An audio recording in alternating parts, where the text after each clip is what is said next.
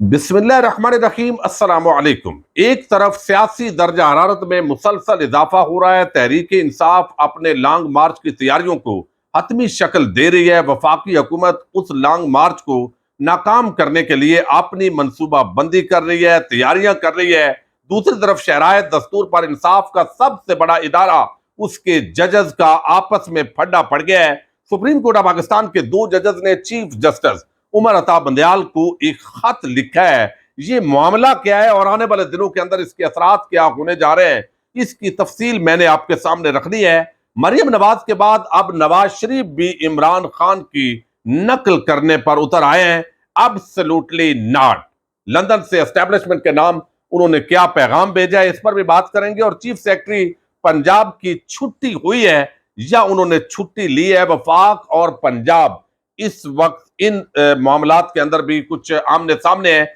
इसकी तफसील पहले आपके सामने रखनी है। 2 दिन पहले हमारी जब मोनस इलाही से मुलाकात हुई थी तो उस वक्त तफसील के साथ उन्होंने बताया था कि इस वक्त वफाक और पंजाब के माबैन जो अफसरान हैं, जो हमें चाहिए वो वफाक नहीं देता, और जो वफाक को चाहिए फिर सूबा पंजाब भी उनको रिलीज नहीं करता, और ये इस वक्त बड़ा फड्डा पड़ा हुआ है। और चीफ सेक्रेटरी जो हम मांग रहे हैं, ज़ाहिर है जो पंजाब चाहता है उसकी मर्जी का चीफ सेक्रेटरी होना चाहिए ताकि उनको मुश्किलात ना आए। तो वफाकी हुकूमत वो चीफ सेक्रेटरी देने के लिए तैयार नहीं है। अब ये जो चीफ सेक्रेटरी साहब हैं, ये पहले भी 2 मरतबा छुट्टी पर जा चुके हैं, चूंकि हुकूमत के साथ उनके मामलात नहीं चलते। ये पहले फड्डा डालते रहे हैं और ये मजीद यहां पर मामलात होते रहे हैं, लेकिन अब ये दूसरी छुट्टी मुकम्मल करके आए हैं तो आगे फिर परवेज इलाही वजीर आला है, तो उन्होंने अब फैसला किया है कि 30 रोज की छुट्टी उन्होंने दरखास्त दी और वजीर आला पंजाब ने उनकी दरखास्त फौरन मंजूर कर ली है। और अब महकमा services and general administration department ने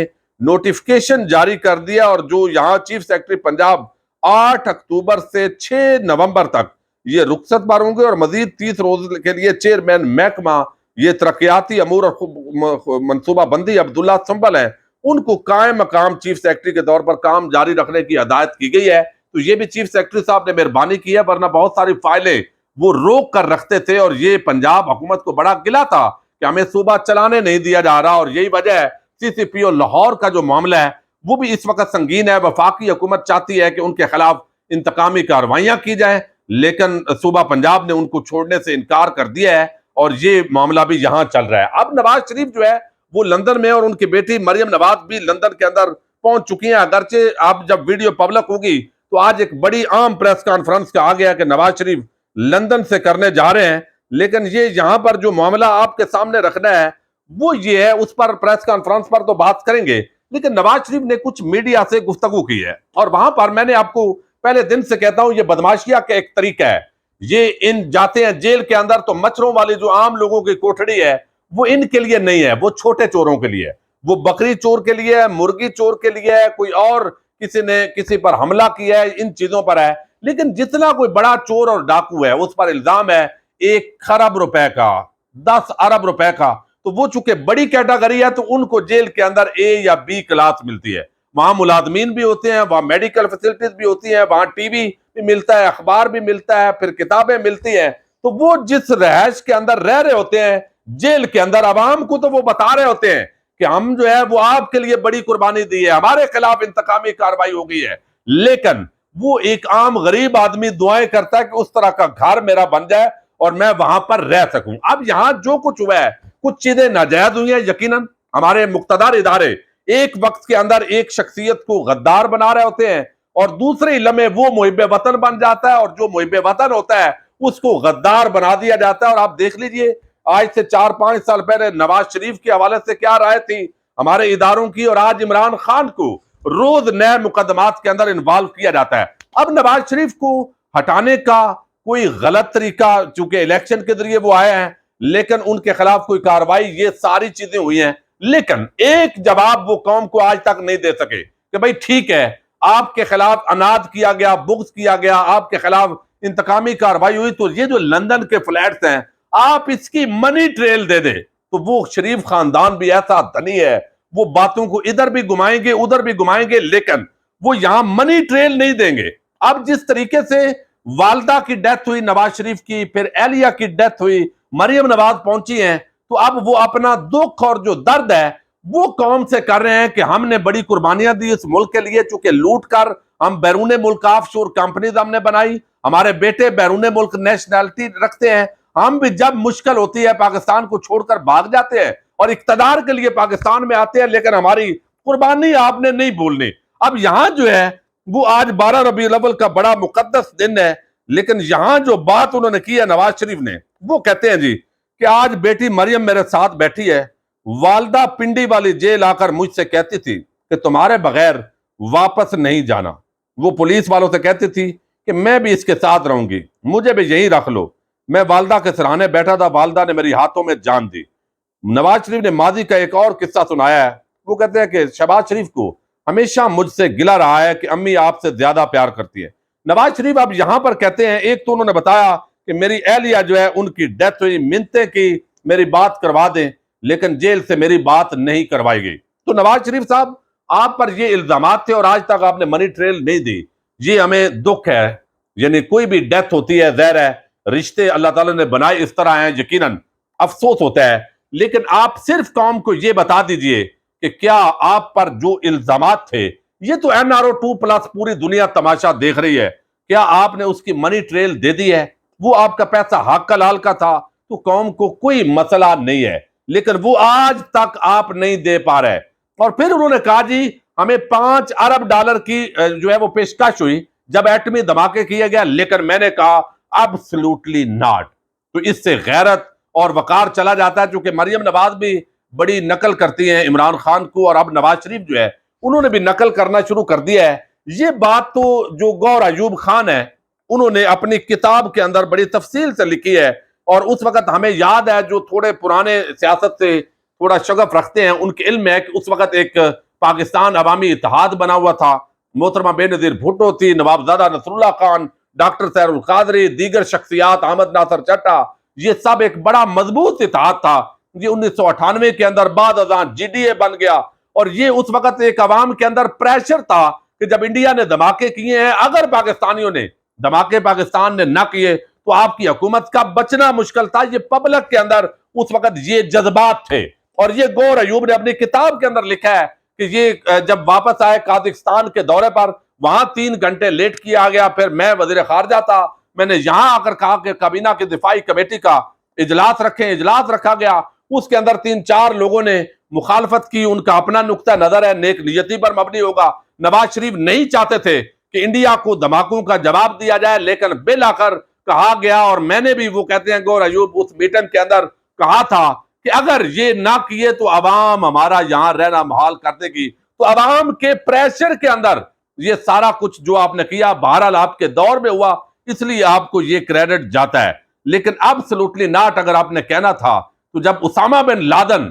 بے نظیر کی حکومت گرانے کے لیے آپ کو پیسے دے رہا تھا، میاں صاحب اس وقت غیرت کا یہ جو سودا کیا ہے، یہ آج تک آپ ریبٹل بھی اس کا نہیں دے سکے، رد نہیں کر سکے۔ تو وہ اس وقت آپ نے absolutely not Osama bin Laden کو کیوں نہیں کہا تھا؟ اور جب یہ پورا دھندا پوری دنیا میں آپ پھیلا رہے تھے، اور وہاں برطانیہ کے اندر، دوسرے ملکوں کے اندر، تو absolutely not کیوں نہیں کہا؟ یہاں پاکستان میں رہتے، قرضے بھی معاف کروائے، اور یہ ساری چیزیں، بہت کچھ کہا جا سکتا ہے، لیکن اس وقت سپریم کورٹ آف پاکستان کا یہ معاملہ بڑا سنگین ہے،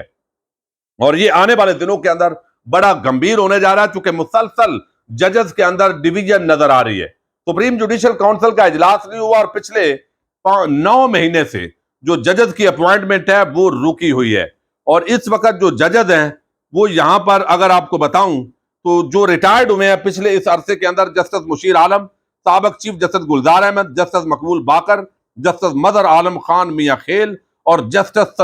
سجاد علی شاہ، یہ 5 ججز جو ہے وہ ریٹائرڈ ہوئے ہیں۔ 17 ججز ہوتے ہیں سپریم کورٹ آف پاکستان میں، اور اس وقت 12 ججز جو ہے وہ سپریم کورٹ آف پاکستان چلا رہے ہیں۔ اب جسٹس قاضی فائد عیسیٰ بھی خط لکھ چکے ہیں، اور اب یہ مزید خط اس سے پہلے بھی آئے ہیں، جب ایک اجلاس ہوا، بلکہ 2 مرتبہ ہوئے، اور اس کے اندر جو ہے وہ اپنے چونکہ پسند ہے، اب بندہ کس کس کو اس ملک کے اندر روئے؟ سیاستدانوں کی تو لڑائی اپنی ہے، لیکن یہاں سپریم کورٹ کے اندر انصاف کا سب سے بڑا ادارہ جس نے انصاف فراہم کرنا ہے، وہاں بھی یہی ہے کہ ہماری مطابق ججز آنے چاہیے، سینیارٹی بیس آنے چاہیے، काबिलियत की बुनियाद पर आने चाहिए, काबिलियत कैसे जज होगी, इस मामले पर ये जो है फड्डा पड़ा हुआ है। और चीफ जस्टिस जो हाई कोर्ट्स हैं उनको और जो सीनियर जजेस हैं उनकी अपॉइंटमेंट के लिए जो जजेस हैं काजी फायज ईसा के हम ख्याल, उनका कहना है कि ये काम क्लोज होना चाहिए। और ये बात वैसे जेन्युइन है कि बहुत ताखीर हो चुकी है, जब लाखों केसेस पूरे पाकिस्तान की अदालतों में मौजूद है और 51,000 केसेस